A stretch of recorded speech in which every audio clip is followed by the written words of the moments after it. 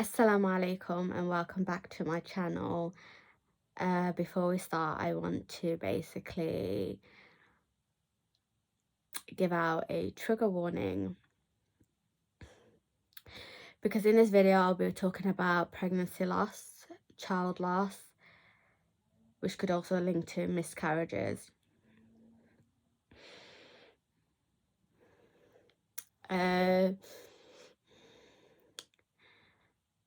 And for anyone who can relate or this story sounds very familiar, I'm really sorry. I'm really sorry that you had to go through that. I'm really sorry that unless you went through it, you will not really understand. I never thought I would make this video, but I feel like I want to, because one of my biggest fears, one of my biggest fears is that the world carries on and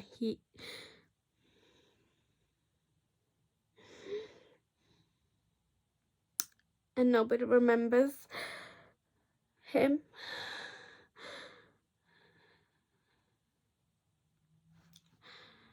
Or at least to me, like nobody brings him up in conversations to me, because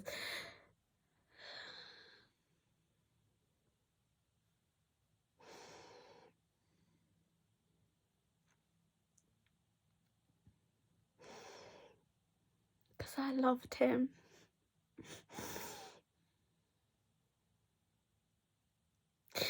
And it was an honor to carry him for 13 weeks and 2 days. An absolute honor, the honor of my lifetime.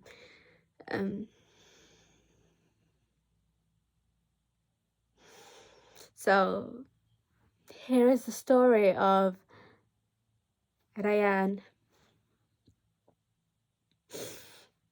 my beautiful baby who is currently in Jannah and hopefully waiting for me. Yeah. So sometime in November 2023, I took a pregnancy test, and for the first time I saw a line, and then I saw another line. I saw two lines, and I couldn't believe it. The first pregnancy test I took, the second line was quite faint. So I remember going to my in-laws' house with a digital pregnancy test for the next day, and also a normal pregnancy test. And I just remembered not believing it, and then waking up the next day at 4 a.m. before Fajr, and just, I was so excited I couldn't sleep, because there was a possibility that there was a baby inside of me. So I woke up, I did a test. I kept everything as well, by the way.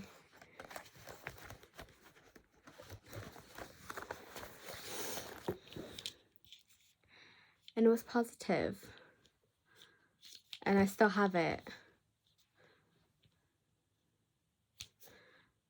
But I was pregnant. It was 4 a.m., nearly 5, and I couldn't keep the excitement in me and had to wake up the husband. I kind of told him the night before that there's a possibility, but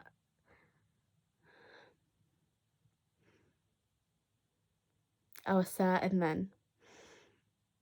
I was certain that I was finally pregnant with my baby. And everything was going smooth. Morning sickness, I had it. Feeling nauseous all the time, I had it. I was just pregnant.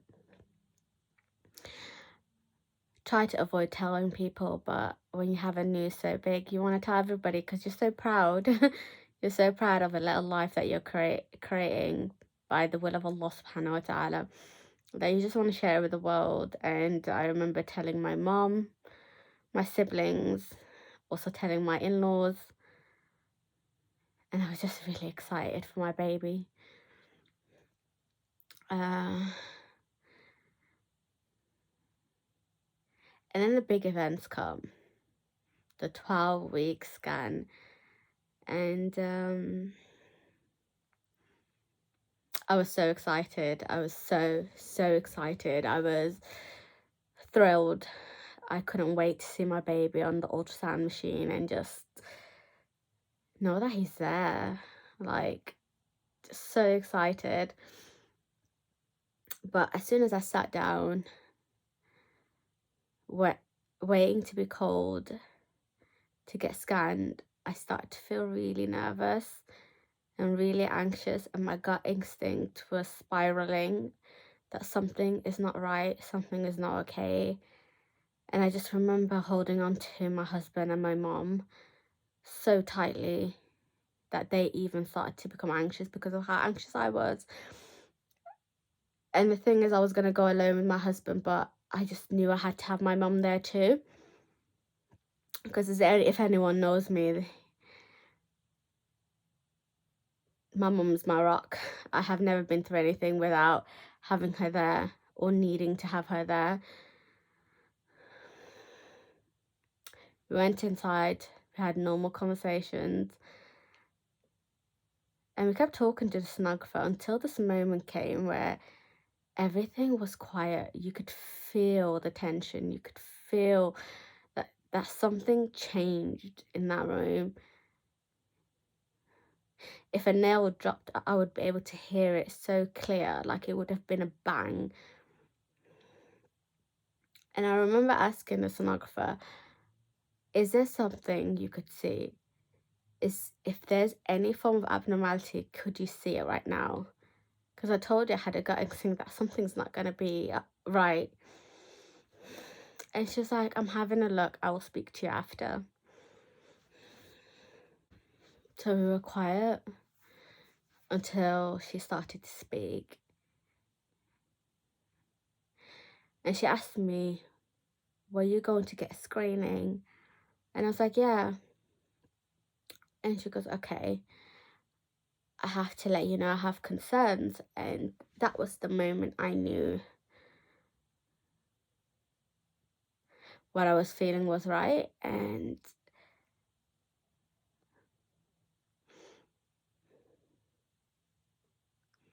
I won't like what I will hear next. She said, I have a few concerns. One of them is the fluid around your baby's, at the back of your baby's neck, which is called the NT, is measuring way above the national standards, which is 2.5, and your baby's neck fluid is measuring 4. And I was like, okay. But she goes, I have also got bigger concerns where I can't see your baby nasal profile, which means she can't see the nose of my baby on the scan clearly. And she goes, but also there's a large amount of fluid between your baby's tummy and the skin. And my husband, being my husband, was like, surely if she has an infection or something like that, that could cause that. Like it's not just chromosomal abnormalities. And the sonographer was probably trying to humor us in a way, and she was like, yeah, there's a possibility, hence why I'm going to refer to a fetal scan so we can get it checked out properly by a consultant doctor.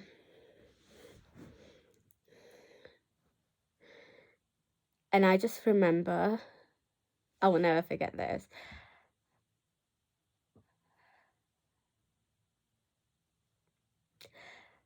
I just remember walking out that ultrasound room and seeing all these pregnant women who were staring at me being broken and crying,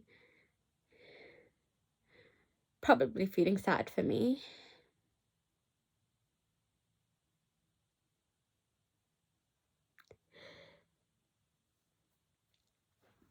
But all I wanted to do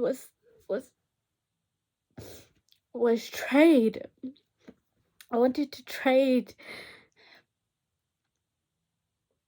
I wanted to have a trade-off. I wanted to be someone else. I wanted my name not to be Murphy. I wanted.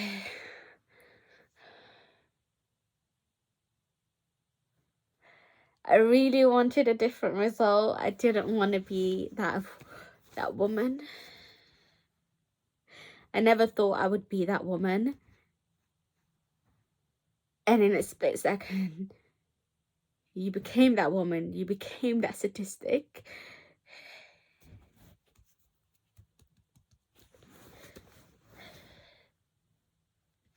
And you just don't know what to say. Or do you don't know what to say? You don't know what to do. Your mom doesn't know what to say. Your husband doesn't know what to say.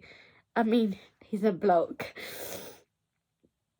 And I just remember just being there, and I felt like the whole room was spinning. I felt like everyone was looking at me, and I just wanted the ground to open up and swallow me, because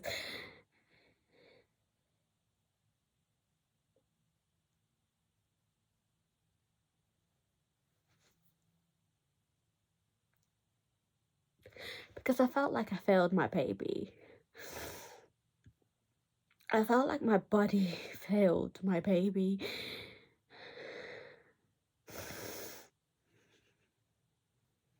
That's what I felt like. And then I was just taken into a room, got some blood work done. I had the nicest midwives trying to like make me feel better, give me some form of hope, tell me that it will be okay. But I knew, I knew deep down, I knew I was never okay. I knew my baby was not okay, because I shadowed in ultrasound on a few occasions, and I've never had a sonographer say what was said to me to a patient. It just never happened.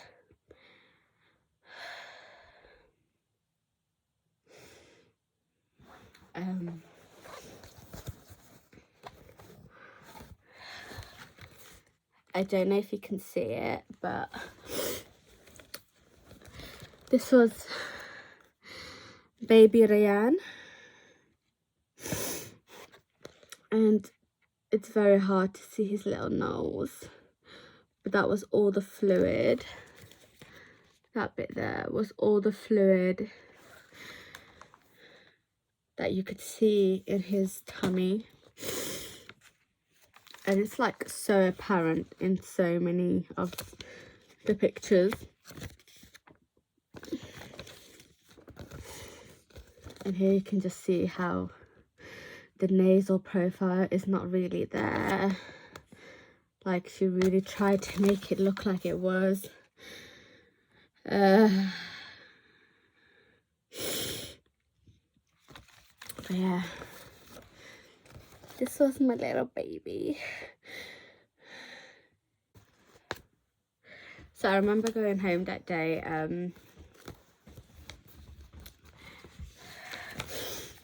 searching up the chromosomal abnormalities, and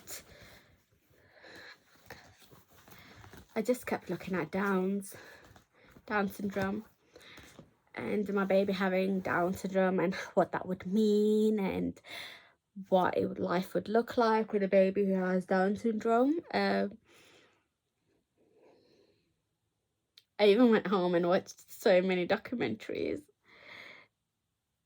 Like, I became so obsessed because I needed to know. I wanted to know everything. I wanted to know what it will take, what would I have to do. But I remember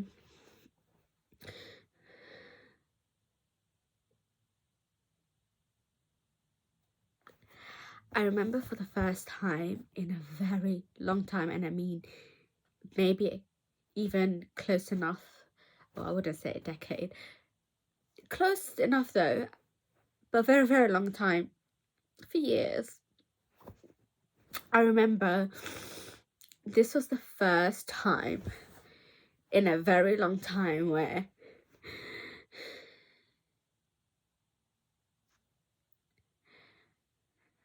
I was scared about how people would perceive my child and me with my child.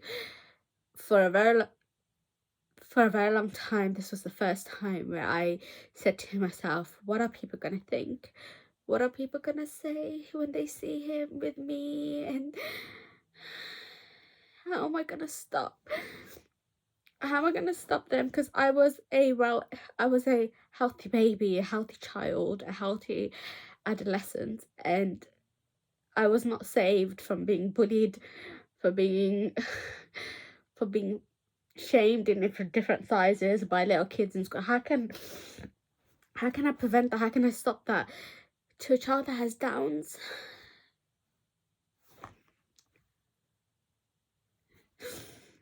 I was so scared about what people were gonna think about me and my baby.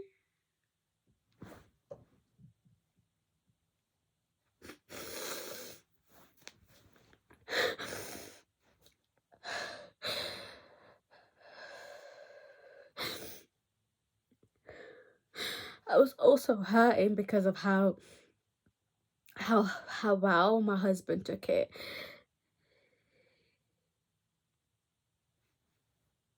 He was still proud. He was still excited. He just, nothing changed for him. If anything, he was more prepared. But for me, I felt like it was a death sentence. I genuinely thought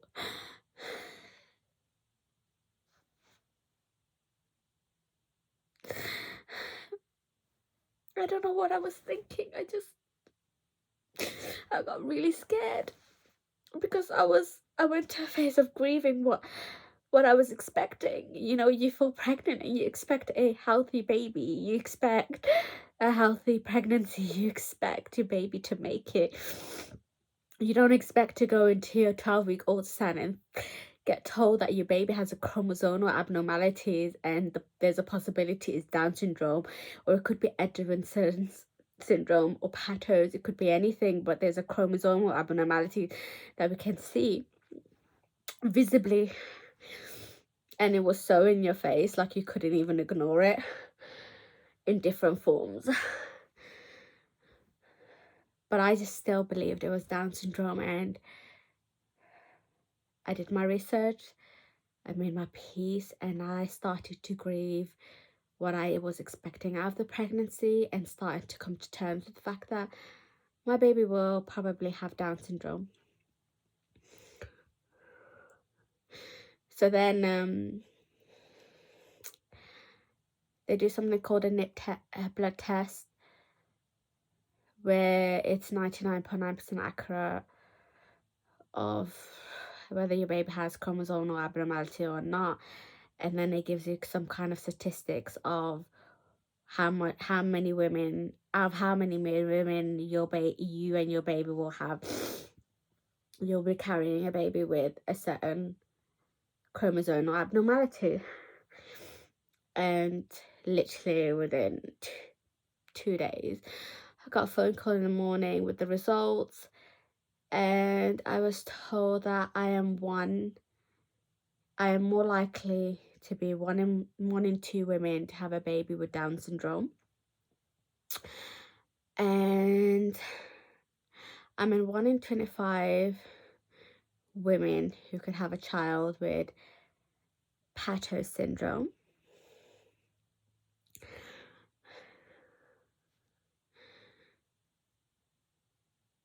And 1 in 25 women having a baby with Patter's syndrome is so high. It's so freaking high, like so high. But I didn't think of it I didn't think of it because all I was stuck with is more likely 1 in 2 women. So I'm leaning more into 1 in 2 women. This baby has Down syndrome.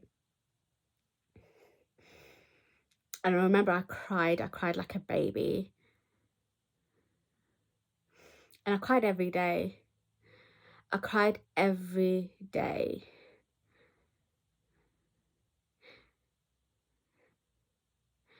But I was making peace with it every day, and I was like, okay, it's fine. This wasn't what we were planned, but Alhamdulillah. But I was still grieving. I was still grieving, and I think I was grieving as well because I knew there was so much more to it. Like I knew it wasn't just that, you know. And also I'm somebody who panics a lot about the future and how unpredictable it is, you know. And I like to have everything set in stones. I like to be in control of whatever I plan for myself. So that was on the Monday. And then on the Thursday of that week, I had a ultrasound scan with a consultant. And I remember the night before I couldn't really sleep. And it was a time of tahajjud, 30 minutes before Fajr. And I was just crying on my prayer mat. And I remember when I prayed my tahajjud, I was in salah, in sujood, and I said to Allah subhanahu wa ta'ala, something in my gut is telling me that this is not it. Something in my gut is telling me there's so much more to his story. When I go there today, when the doctor looks at my baby today, if he is more than fine, tell me. But if there's something big going on, I want to know everything. I want everything to show up. I want to see it all. I want to hear it all. I want you to guide this doctor through his scan, and I want to know everything. If I want to know exactly what it is, no matter how big it is, because I have a feeling it's more than what I'm trying to prepare myself for. I need to know.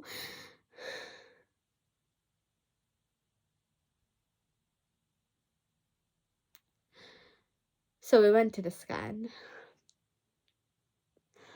It was a lovely consultant.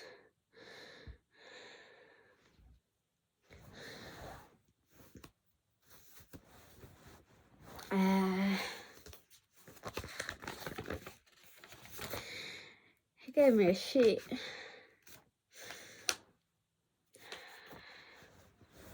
I keep everything. I've kept all the documents that came with baby Rayaan because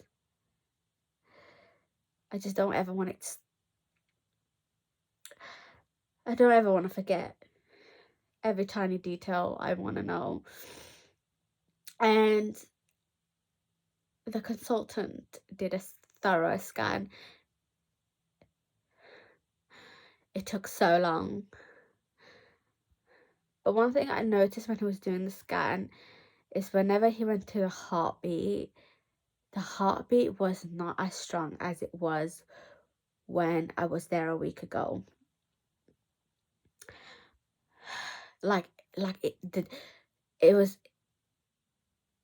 wasn't loud. Like there was just something missing. And he did his scans and he was like, I'm sorry to tell you this, but this is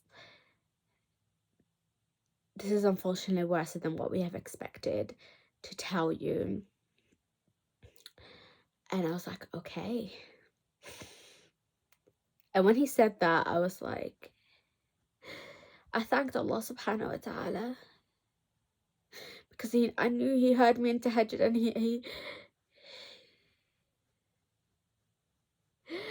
He knew more than anyone that I needed to know what it is.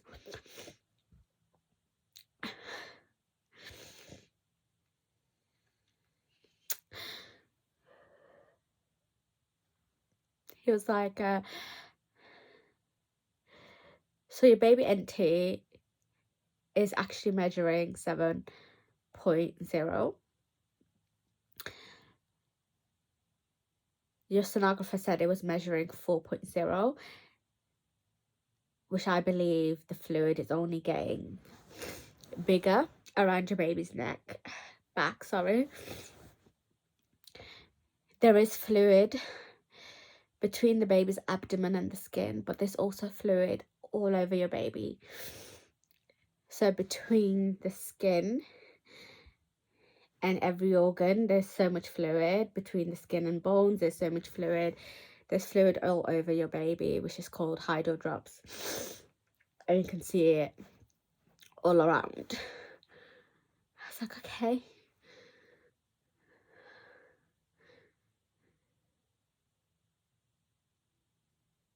And then he said, I'm really sorry also to tell you that your baby's brain didn't split.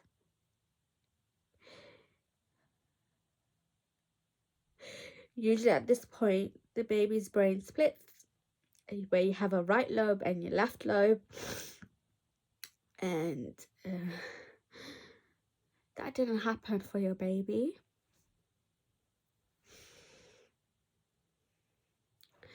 And then he said, we could do a biopsy now to confirm what kind of chromosome it is. But it's looking likely that it's, with what I'm seeing, that it's Pato syndrome. And then all I saw was the figure of 1 in 25 women. The statistic that I brushed away is most likely the type of woman that I am.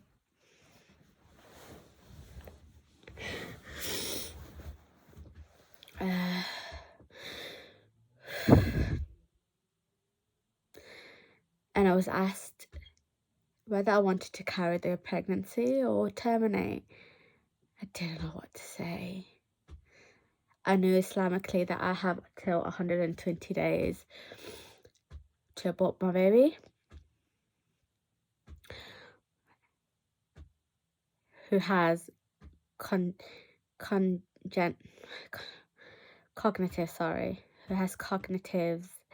abnormalities, and my baby did.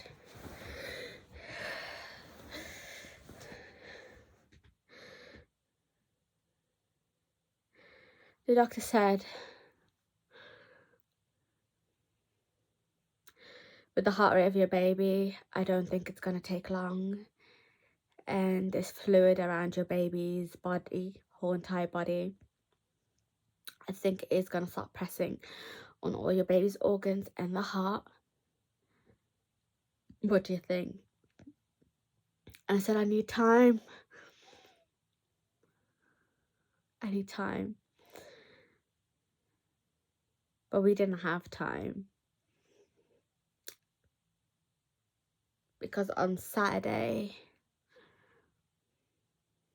the 13th of January 2024, it was the end of Rayaan's story.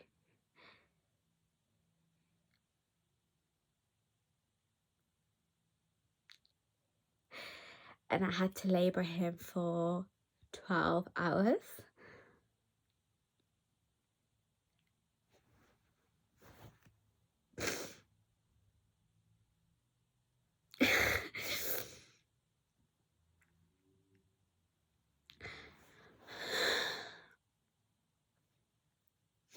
Had to labour him for 12 hours, and at 11 past 11, he came to the world sleeping. And everything this doctor said that he could see on the ultrasound scan and the sonographer said was visible to my baby. My baby had a lot of abnormalities. You could tell that the brain didn't split because my baby only had one eye. You can clearly see the fluid around his neck and all his body.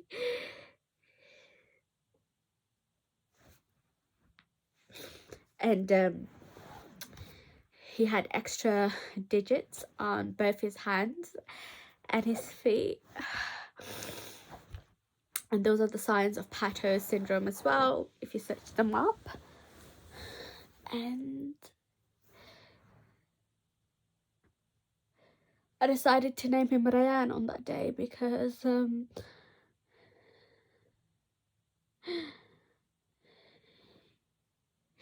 I knew that he'll be in Jannah,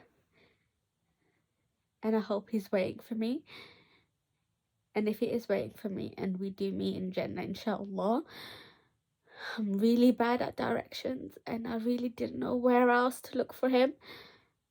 So I called him Rayaan, and I even said to him that I'm really bad at directions and geography. But I called you Rayaan so you know where our meeting point can be.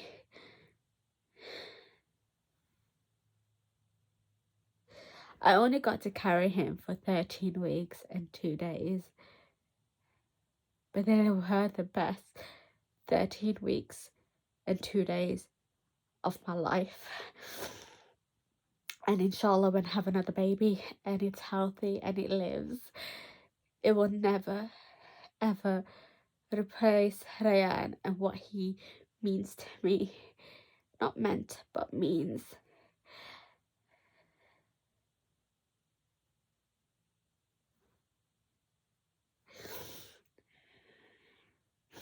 I think it's an honor to have a baby waiting for you in Jannah. I think it's an honor that Allah subhanahu wa ta'ala can give you something and then take it away.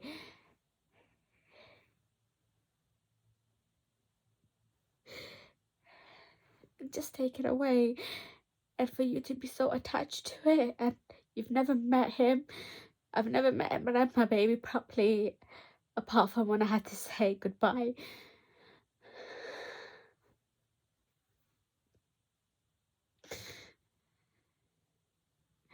And all the what ifs. I'm just really grateful that our first meeting, where I can ask him anything, and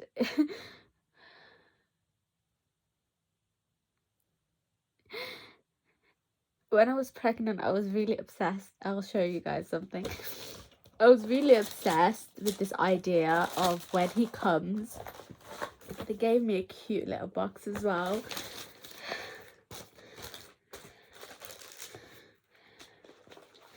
They even gave me this,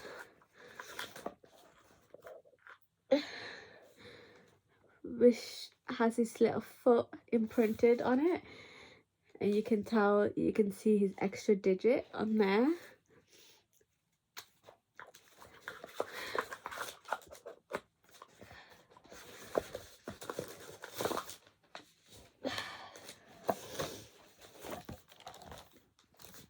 The midwives and HCAs who were there with my baby took some really nice pictures.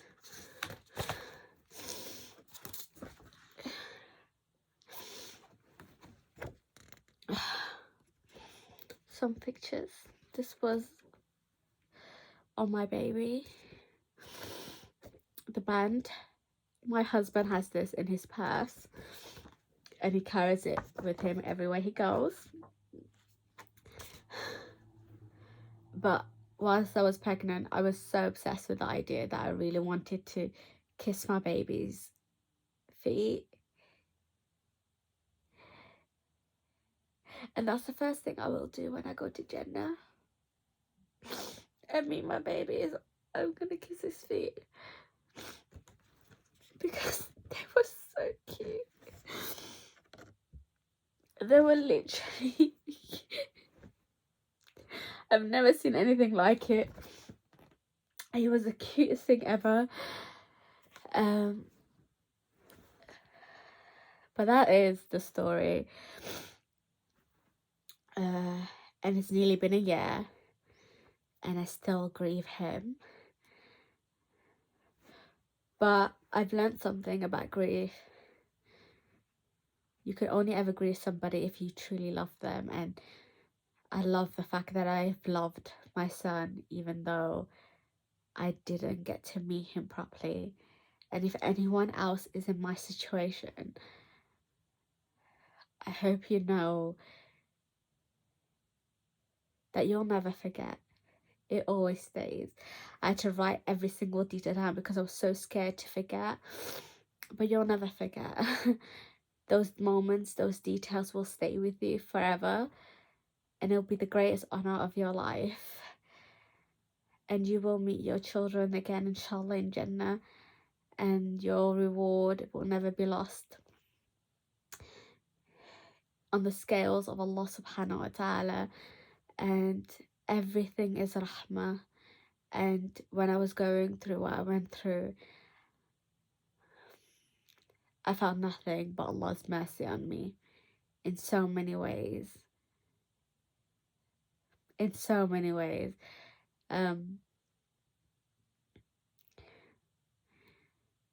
If you're currently going through this grief and it's so raw to you, may Allah make it easy for you.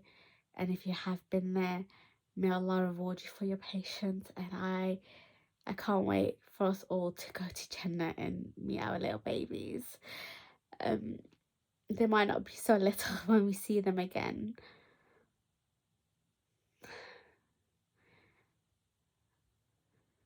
But one of the greatest things that I've learned from this loss is that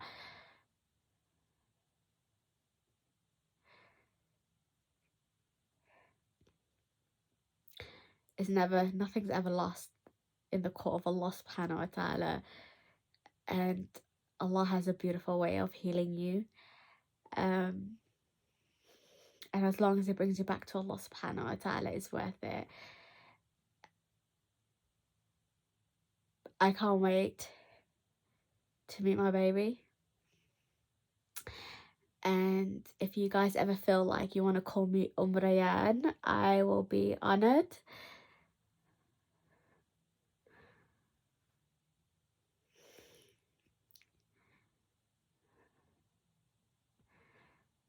But I can't believe how quick a year can go by and how much you can heal in that space of time. And I know I'm not the only one. And this is exactly why I've made this video, because when you go through something like that, you feel like you are, but you're not. And to my friend who's made this lovely picture just there that has my baby's name, and it says, "Until we meet in Jannah," you know exactly who you are. Thank you, because I speak to that frame every day. And to my closest friend who is a midwife, thank you so much for being there for me throughout the whole way, but especially on the day where I was labouring Rayaan. You absolutely was the comfort that I needed, sent from Allah subhanahu wa ta'ala. And to my mom and my sister and my husband, who were incredible in the room, and to my brother, who was a joker,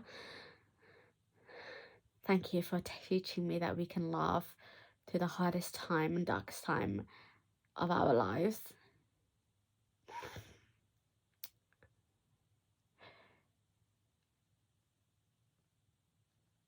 Because to have a room filled with laughter when I genuinely felt like my world was coming to an end was so healing. And I'll always look back at that time where we could have been sat in silence. We could have went through so much, but instead we were cracking jokes and going down memory lane, and that was healing for me.